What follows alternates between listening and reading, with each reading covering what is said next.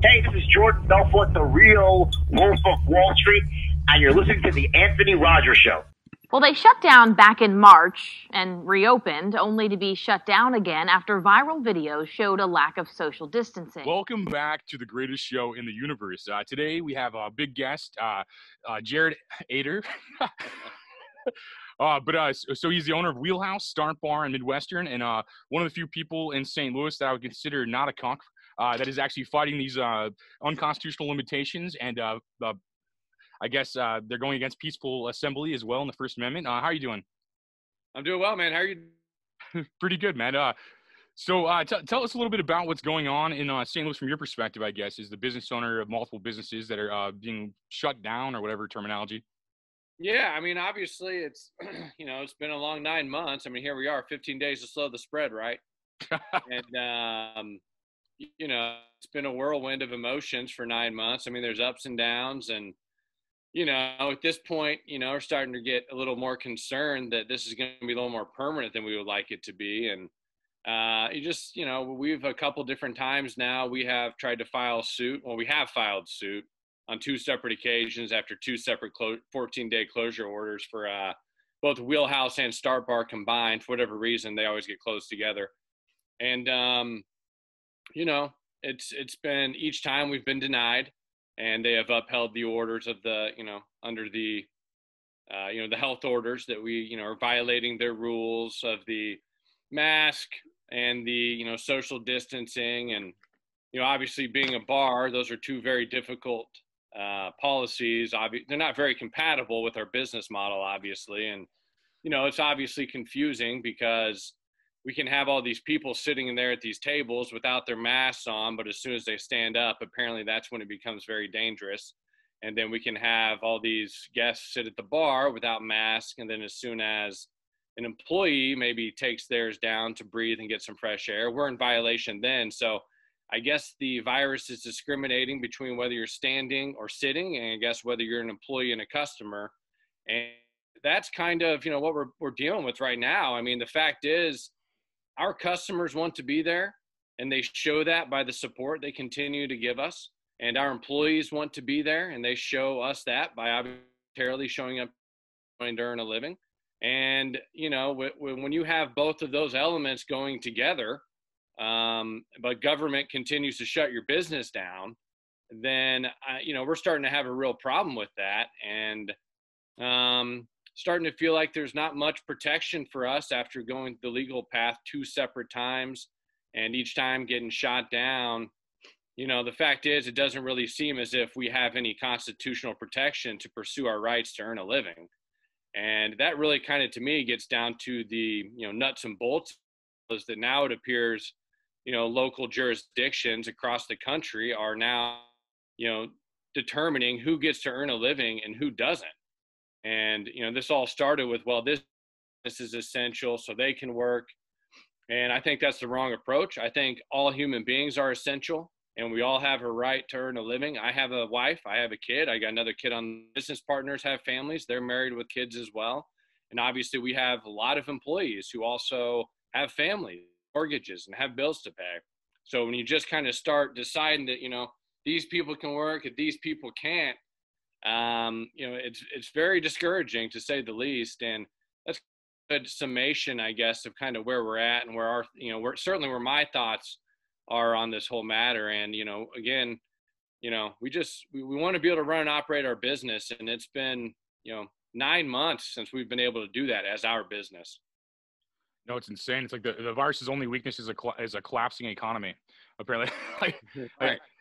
But if people like you don't stand up for this, I mean, I think we're going to go into a Great Depression. I think, honestly, the way we're cutting all these businesses, I mean, there's no restaurant industry in major cities right now. There's just, I mean, you have curbside, arguably. And before all this, I was a big fan of your of Startbar. Actually, I didn't know who owned it or anything, but I was a big fan of Startbar, and like Wheelhouse is it's a cool vibe. But Startbar is, I'm a nerd. I like video games, so it was it's a great business plan. And I think that I was happy to hear, because I heard about you through I guess like headlines and stuff, because I think like it happened. What Wheelhouse was like, they're just taping it on Snapchat, and then like people found out, I guess, or something, for my assumption. And then I found out about you fighting this, and I'm just like, okay, there are some people in St. Louis that actually understand what's going on and don't want to turn our country into Shanghai. Like, I mean, it just makes no sense. Like how so many people are just cool with this, in my opinion. There's a wide degree of variance in how people are being impacted by this. You know, when you start having your living, which obviously provides, some peace of mind, knowing that you have a job and you can provide for yourself and your family and take care of the bills and, I don't know, maybe even save up a little bit, take a vacation.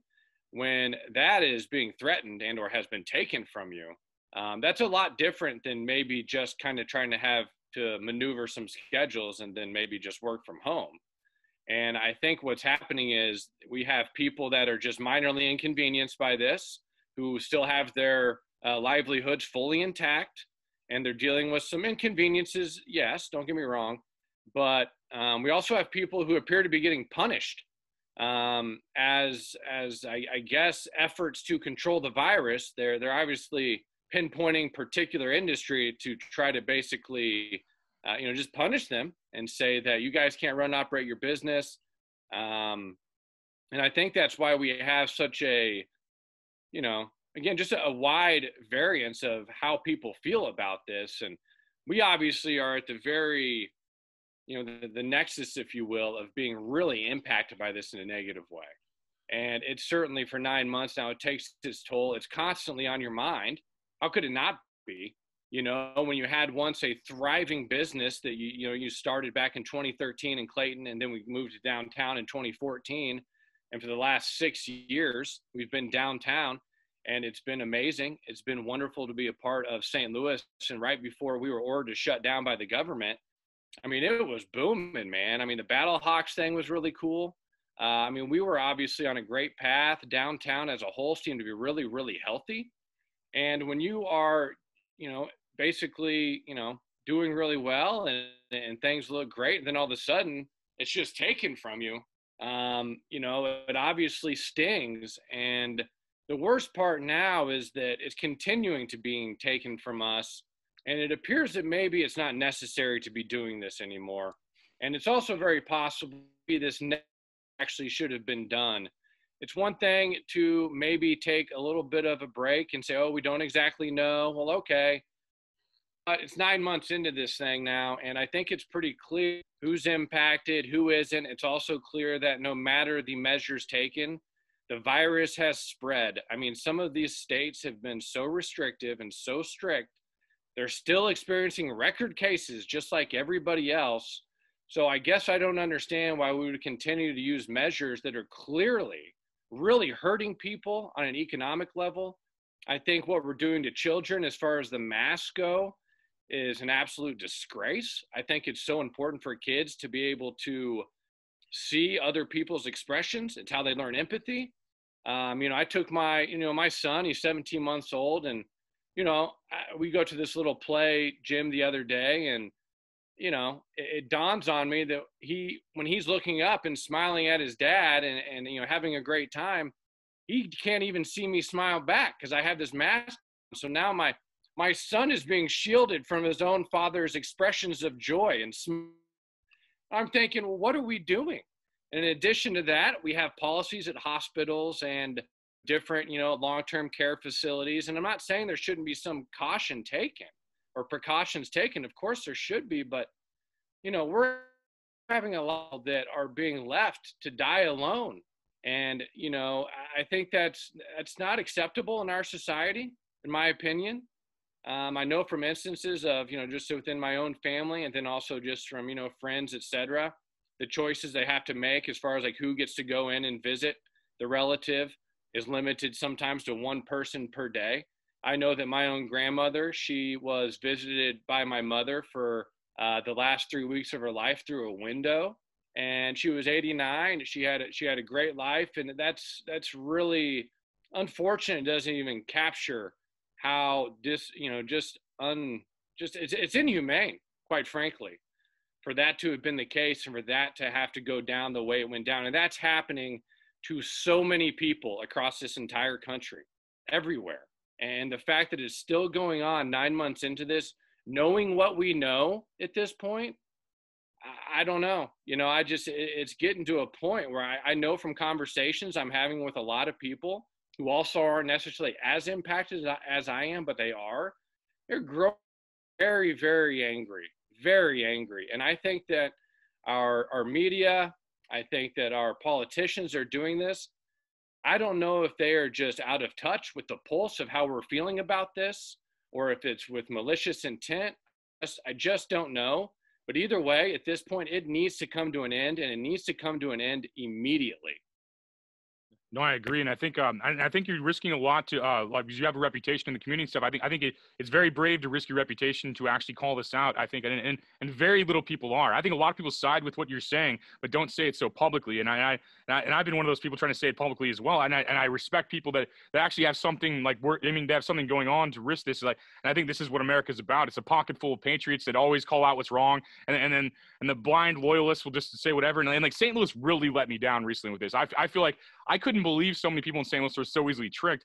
And whenever you bring up the part about the administrators, I guess, or the representatives, I think they're being paid. I think basically, in my opinion, this is speculation until proven to verify. But I think China's just printing money, and I think they're handing it to social media companies, and they're handing it to politicians, Democrat politicians. I think, and some Republicans, but not as many.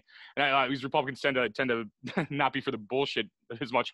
But in my opinion, but I think that I think these people are being funded to do this because they're making money off this. Like Sam Page, he makes no sense anything he's doing. Like he basically just ruined a local economy off a restaurant and bar industry for no reason. And I'm surprised. I'm not going to say I'm not going to say that actually. I don't want to say what should happen to him, but I mean, but I think I think that's treason in my opinion. And we got to look up the punishment for treason. Right. But I think this is treason at this point. This is, if you're not backing the American people in a position of representation, what are you doing? Like, what are you doing? You're basically a welfare whore, and you're allowed to get paid still, and we're paying taxes to these people, and we're basically holding these people up with our tax dollars, and you're not allowed to have a business or 3 businesses in your case. You're not allowed to have 3 businesses right now. But I think that's insane. These rules make no sense. They just don't make any sense to me, and we need an exit strategy. I would like a peaceful exit strategy, but I just don't understand it. And we need to find some way to make people cool with this. Because, if you want to be scared and paranoid and batshit insane, do it at your house. Stay home. I'm not telling you can't be scared. You can be scared at your house. Lock yourself in a room like Anne Frank if you want to. I don't care. Just don't tell me I have to. You know what I mean? Well, yeah. I mean, I think that's the issue here. In my world, in my version of events, I think people are allowed to obviously choose to stay at home. They can choose to wear masks if they would like to. They can choose to stay away from large crowds. They can choose to stay home and not gather for Thanksgiving, not gather for holidays, not get together with people. They can choose to work from home if that's an option for them. And they can choose to have whatever they want delivered, all their food, all their groceries, and they can choose to have as minimal amount of contact with other humans as they would like to. They are free to do that in my view of the world. Same. The unfortunate reality is that there's another view, which is that they want to, it's all under the, slow the spread, stop the spread, which again, we've seen the measures haven't really accomplished that. But that to me, they want to control our ability to earn a living and tell us what we can and can't, or tell me what I can and can't do. And that to me is where it's crossing the line. And we all live, weighing out risk every single day. Living is a risk. Tomorrow is not guaranteed. You can obviously do things that are less risky from one day to the next, depending on what your hobbies are, what your interests are. But, leaving your house, by and large is a risk. And there are things that happen out there in the world. And I think that we obviously need to get back to that. And, if we don't do that, I'm afraid that we're going to have such, irreparable collateral damage that we'll have piled up by the time this wraps up, that I think we're going to feel it for years to come, realistically, maybe longer. There's obviously been a lot of information shared about, early cancer screenings getting missed, people putting off certain procedures at hospitals that, probably while they consider them elective, well, there are probably things that need to get done, and that's led to deaths. We're obviously having an increase in suicides.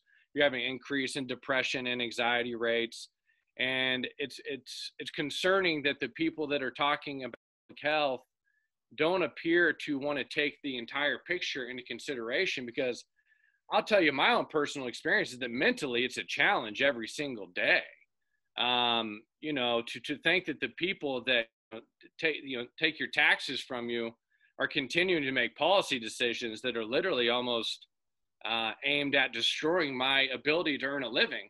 I don't know how else to view it at this point. And I do think that is, as you mentioned earlier about, where or why they make the decisions they make. I just, if you're working for your constituents in all these different areas where they have these lockdowns or these measures, I would, I'm a little confused as to why you would treat people like that. I guess I just don't quite understand, with everything we have available at this point, why we're continuing to treat people like this. And it's very concerning because it appears to only maybe potentially is going to get worse. And it's not acceptable from where I'm standing. Like I said, our customers want to be inside our venue. Whenever we're not, and they're not shutting us down, we have great crowds, we have great business, right? And they want to be there. Our employees, they want to be there. My management staff, they want to work. They want to be there. Me and my business partners, we want to run and operate our business. And for whatever reason, we can't even be open past 11 anymore. We haven't been able to be open until 3 a.m., which we have a license for. We haven't been able to do that since like mid-August. That's a long time now, and that's a significant portion of our business. And, the Midwestern recently just got shut down. They got a 30-day closure. That comes on the heels of Wheelhouse and Startbar after their 2-week closure. So we're now going to, when come January 4th, we'll have had 6 straight weeks of at least 1 or 2 of our bars being closed. And, when the last time we went through the judicial process, the judge kind of decided, he said something along the lines of, it doesn't mean irreparable harm and damage, that we were going to be closed for 2 weeks. And, I guess, depending on your circumstance and situations, I don't know how we define irreparable, but we've been dealing with closures, reduced occupancy, obviously mask and social distancing, things that are very difficult for us to enforce, random closures as well as early closures. The last 9 months have been irreparably damaging, to be quite frank with you. And so for that to be what we got from the judicial process the second time around is just extremely discouraging. No, it's insane, and they're not doing their job. Basically, like their job is to hold up the American laws. I mean, right to peaceful assembly alone, verifies that you're allowed to have people inside your business, like in the First Amendment. And, it makes no sense. And I would go after a case take your last year profit from March to now, and then whenever this, and sue them for the damages. I'd go for damages. I'd go for unconstitutional. I just any kind of acts like that. Just keep throwing it at them till you can, man. Because basically one of these days you'll get a lawyer and a judge that's not a cuck, man. Like one of these days, there's got to be somebody that's not brainwashed or on the bill, or whatever's happening. They're either stupid or they're getting paid to be like this. I'm not sure which. Yeah, the issue we're having with the legal, considering our options, is that after going through it 2 times, it definitely seems as if the only thing we can potentially accomplish is essentially getting an appeals process approved. But even then, we'll go through the appeals process and we would lose. As far as the damages go, yeah, I mean, I would say that this entire year, our 3 bars, we've lost out on probably, about over $7 million in revenue this year so far. It's obviously a lot of income for a lot of different people. All our management, they get bonuses, and obviously a lot of our employees do really well. And, we have a lot of hours we used to have a lot of hours of operation, and obviously employed a lot of back of house employees, as well as a lot of, security guys on the weekends and big event nights, etc. And quite frankly, even without the Blues, without the Cardinals, without the events downtown, the concerts, we would still be fine. We would still generate a very healthy amount of money, because we were, when we first did Wheelhouse, a lot of our peers told us, don't do it. Don't go downtown. Nobody goes downtown. At that point, Ballpark Village had already established themselves. Well, I wouldn't say established. They've been there since, I think, maybe earlier that spring in 2014.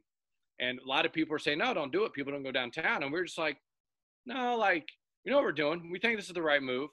And, because that Wheelhouse, that building was just a great opportunity. It was right up our alley. It was what we've always done. We used to all, a couple of us used to work at Harpo's. I was used to working McFadden's in Kansas City. They're all big, high volume bars to capitalize on events, concerts, sporting events, etc. But we created a destination out of 1000 Spruce, and we helped and we continued to reinvest in downtown St. Louis by doing Startbar and then by doing Midwestern. And we have loved being a part of the city. We've loved being down there. Up until this whole situation has played out the past 9 months, we've been treated well. We always worked really well with everyone in the city, including, the police and our aldermen, et cetera. And so it is obviously very, it's upsetting to feel now as if we're primarily the target, because not a lot of other venues are shut down. But we've now, after the Midwestern one, we're up to 90 days of additional shutdowns on top of what we were required to do, back in March, April, May, et cetera. And 90 days of business, and we're still standing, we're still swinging. Obviously you can only withstand so much, but we'll do whatever it takes to get through to the other side. But at this point, I think it's time we start standing up for ourselves, and maybe the other side needs to come a little bit sooner than later. No, I agree. And I respect you're one of the few people calling this out. Like, I think a lot of people are the entire restaurant and bar industry has collapsed, like in St. Louis City. So, and you're one of the few people I even see call this out. And I totally respect that. And I think it's a huge risk for somebody that owns 3 businesses, but I think that's what being an American patriot is. It's like, so like, no matter what we have to lose, we have to make this right for next generations. Like the kids right now, we can't have them this can't be China, man. we can't just walk around with face masks pretending like LARPing is or whatever the hell is going on. It's like, it just doesn't make any sense that we've had way worse plagues than this throughout time, and we haven't had to shut down our economy for it. It just doesn't make any sense. It doesn't sound, it's the least American thing I've ever seen in my lifetime on American soil. Well, yeah, I'm 37 years old. I've been working in bars since I was 20 years old. My business partners alike. And, I think one of the difference between bars and restaurants is, bars are where you gather. It's where you obviously stand up. It's where you move around. They're very social environments.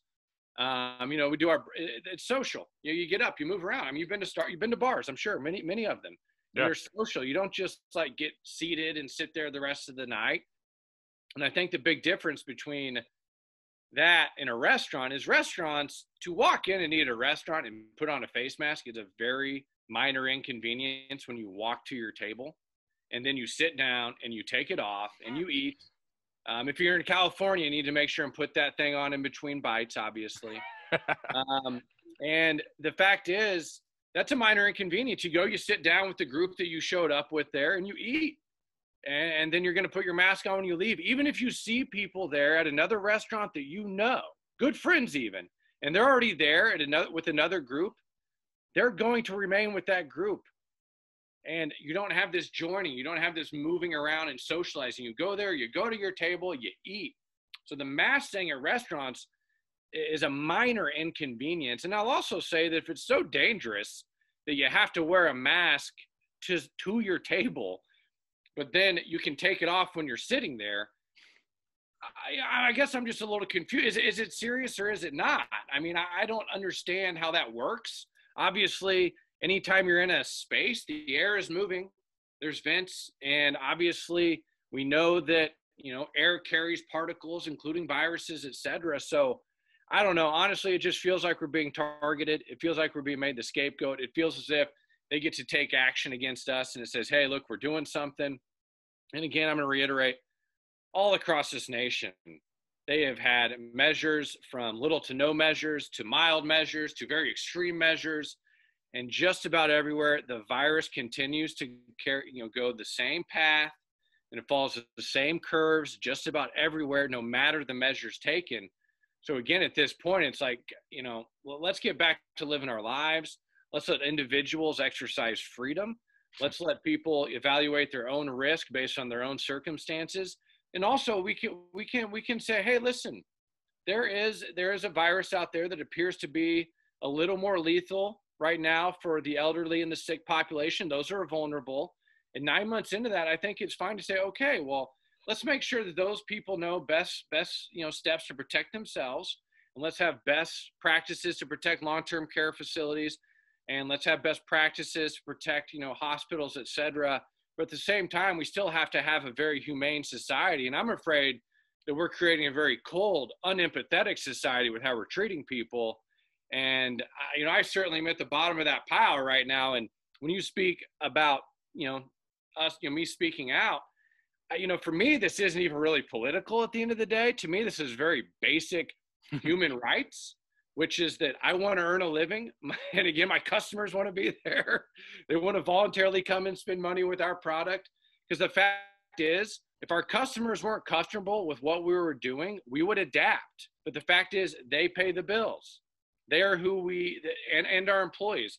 If our employees and customers aren't comfortable with what we do as business owners, we adapt. But we should be allowed to operate our business to meet the demands, desires of our customers and our employees. And it's as simple as that. We have operating licenses, and we have liquor licenses. We have an occupancy license. We have all these things, and we should be able to utilize them completely. No, I agree, and I think I respect everything you're saying, and because I think you are saying a lot of common sense things, but a lot of people are just cowards and don't call out the ridiculousness, man. Like I can't really put my head through it. Like how it's easier for me to say what's on my mind than to be a coward. Like I couldn't understand the aspect of like just like what I would call cucking, just completely cucking, like up to like, oh yeah, master, I'll just do whatever you say all the time, and I don't care if the rules change every 3 days. And like everybody says, I mean, they all listen to this Dr. Fauci guy for no reason. Some guy just came out of fucking nowhere and was on TV. He's like a script reader, and one day he says wear masks, next day he says don't, this day he says this, and like there's no consistency in the lies. And like and it's hard for me to find like basically like a government that basically used 9/11 to take over 3 Middle Eastern countries to put an oil pipeline in and murdered and raped everyone over there. They care about human life now. It just makes there's not a lot of consistency. I don't see these people. These people are monsters, in my opinion. And like they basically don't care about human life. They don't care about us, and they're showing that. They care more about either they're being blackmailed or getting paid, or they're just dumb. I'm not sure which it is, but it seems like maybe all three for some of them. But it's just like it doesn't make any sense, and this is happening everywhere. Like what's happening to you in St. Louis directly is happening nationwide in every major city. Like it has me out on the like. I remember when this first happened. Like I lived in Shaw before this police state happened. And I went to the Shaw Market. Everyone else is wearing like hazmat suits made out of like Ziploc bags and stuff, looking like insane. Like and I walk over there in like shorts and a t-shirt, and they all look at me like I'm the crazy one. Like, I'm just like it's like being mentally ill doesn't make you a good person, and virtue signaling for attention doesn't make you a good person. Like you have to do things. You have to be good. You have to be rational, and like people are just scared, stupid. It's not even their fault. And we have to save these idiots also. We have to save these people that don't see what's going on. We're responsible for fixing this because we see what's going on. Like, yeah, well, I mean, I definitely think that there's been a lot of playing both sides of the argument. Certainly you mentioned Fauci. Definitely him, along with, I believe, the director, I think it's Robert Redfield, James or Robert. And then also the Surgeon General, I can't remember his first name, Adams.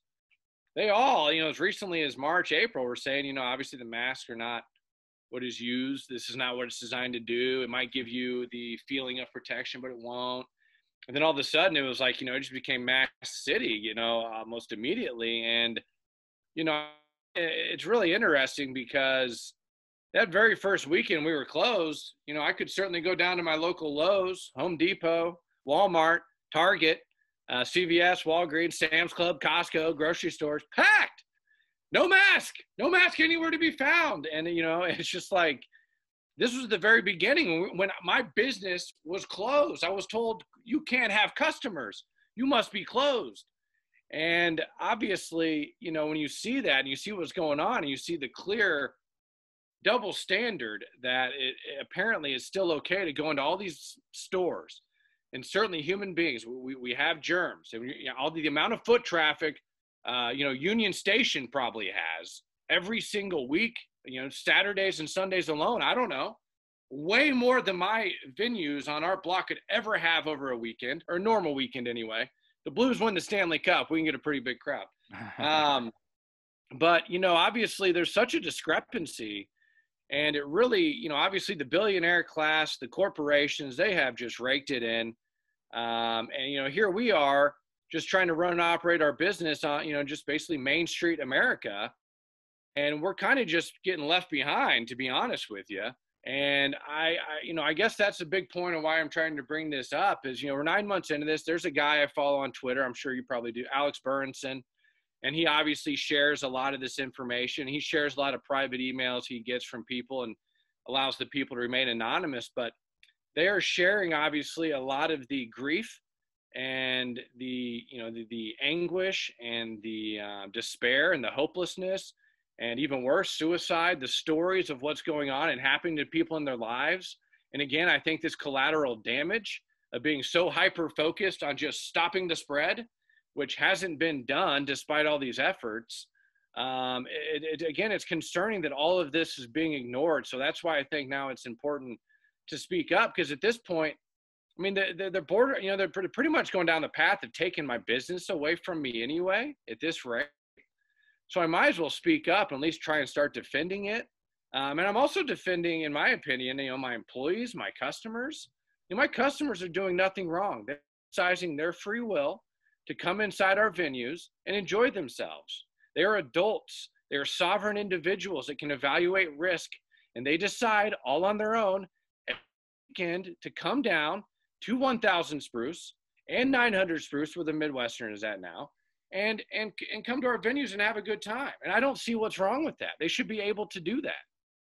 Yeah, if they choose to. I mean, that's it. I mean, and then I just don't see this being beneficial to an outbreak. And I don't think that that's what's going on. I think they're using it as a ruse to destroy local economies and independent business, while like Amazon and other companies are making record profits. I think Bezos has more than doubled its net worth during this time, and that's I mean, a lot of worth. That's a lot of net worth to double. Yeah. That's basically profiteering during a pandemic. I mean, it's pandemic profiteering, and I think that basically, I think a lot of these people should be held accountable. I think any politician that led to insane policies or any company that benefited from this, I think should have to pay the bills of everybody else, honestly. Because closing schools is slavery, basically, in my opinion. You basically are not giving a population an education for a year at this point, or a real education, and you're just trying to keep everybody stupid and scared and clueless, and it's just it's insanely insulting. And I feel like I'm even at risk having you on this show from advertisers on YouTube, any kind of sponsor. But I feel like that's a risk I'm willing to take as well, because this has to stop. And when people hear people like you say this, or people like me say this, I think they'll feel confident, because they already agree with what we're saying. Most people already agree this is dumb, but they just don't have, they have a lot to lose. We do too. I think everyone's got a lot to lose by being themselves right now. I mean, they don't want to be kicked out of their job. They don't want to be fired. But I think I think there's a lot of people that have a lot of young kids, and you do too, I guess. But I'm saying they just don't want to risk it right now. Yeah, no, I think that like I mentioned earlier, it's definitely, there are people that are minor inconvenience. Their jobs are still intact. Their livelihoods are intact. I mean, as you mentioned, with a lot of corporations, they're doing better. I mean, I can't remember the number I saw, the amount of people that Amazon has hired during this time, and it's just boom, and it's just which is fine. I have nothing against corporations providing jobs, and they obviously exist for a reason, and that's fine. But when I'm now being told I can't run my business, and all of these other corporations are clearly just growing and increasing their wealth, when you talk about accountability, I just kind of wonder, well, what's the end game here? What is the end game? Because you just can't keep doing this to people. You mentioned the kids about being, not in school. To me, it's the fact that they're not being able to be with each other and socialize is, it's sad. It is sad. They should be able to be together and be with one another, see each other's faces, and it's so important as we develop as human beings. You develop your peer groups. I certainly can remember when I was a child, and all my childhood friends that I still have to this very day. And it's so important to be able to spend that time with one another, because as you navigate your teen years and, college and early adulthood and all this stuff, you want to have that established peer group as people that you can turn to. And, I have that, and it's nice. I have people that I can vent to. My wife has been great. She, probably gets the brunt of the venting, God bless her. But, and my parents have been great. My brothers, I'm able to talk to about this, and it's nice to be able to vent to people about this. And obviously my business partners, and just other friends I have who feel the very same way.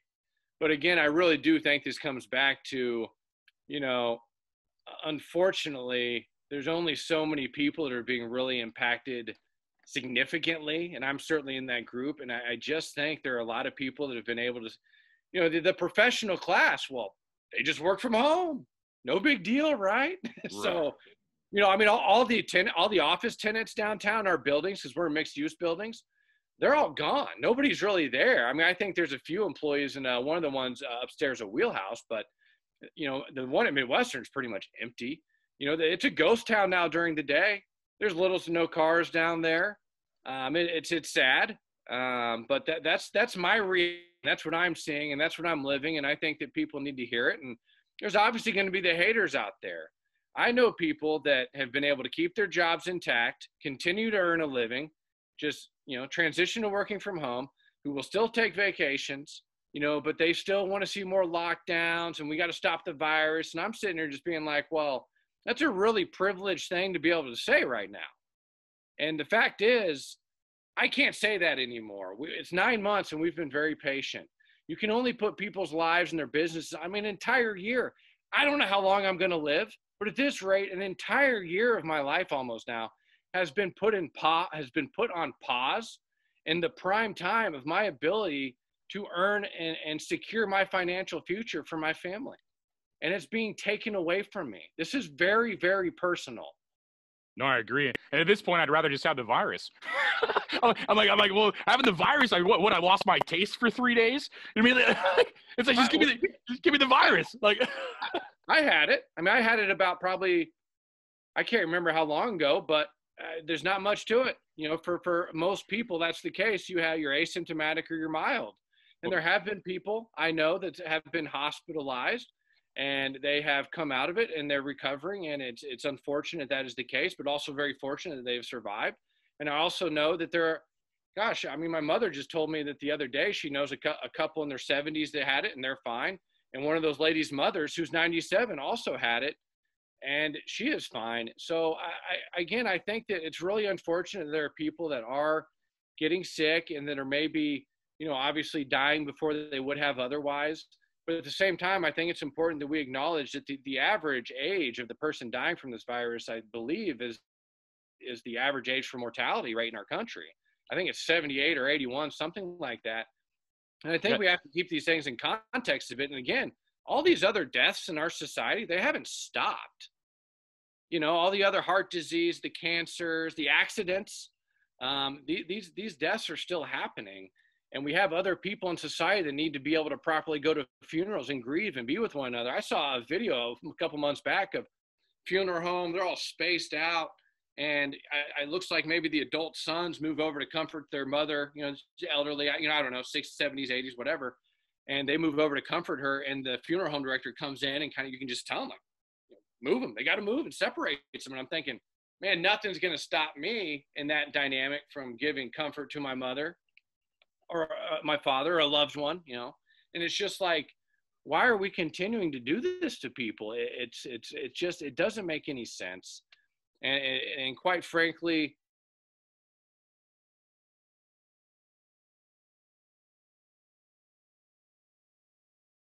too long at this point, because we have data, we have certain states that more or less have continued to maintain their economies and continue to allow people to live their lives for the most part. And they're not doing any better or worse. In some cases, better than some states. In some cases, maybe a little worse. At the end of the day, it's like, well, why can't Florida ever be used as a model for how we should proceed and get back to living? Why are we only taking, worst case scenario with, the spikes in the cases? But again, at the same time, the virus is spreading everywhere. It doesn't matter what we do. It doesn't matter. So if the whole notion is to stop the spread, well, we're not doing a very good job of it, despite also wrecking people's lives. So why are we doing this?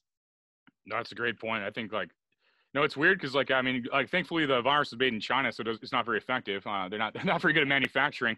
And then it's just it just doesn't have much consistency, the narrative at all. I couldn't imagine a world where I'd believe this. I'm just listening to it. I'm like, and I think it affects, this is personal opinion, but clearly not like registered science. But I do think a lot of people that don't believe in God have a lot of darkness in them. A lot of people that are have undealt with trauma are more apt to believe in this delusional world, because I think some people are so fucked up, like the trauma survivors and stuff like that, are so mentally fucked up from like big trauma they haven't dealt with, that a pandemic sounds better than like their actual life. And I think these are the people I'm seeing affected. Like a lot of and I'm not insulting people, I'm just saying what I'm seeing. Like a lot of like sexual abuse survivors, a lot of people dealing with trauma, a lot of people that are just godless, like they don't believe in God, like are more apt to this. And it's really weird seeing that. And I've kind of like linked it to those things, like those 3 or 4 things, these are the people more susceptible to the lies.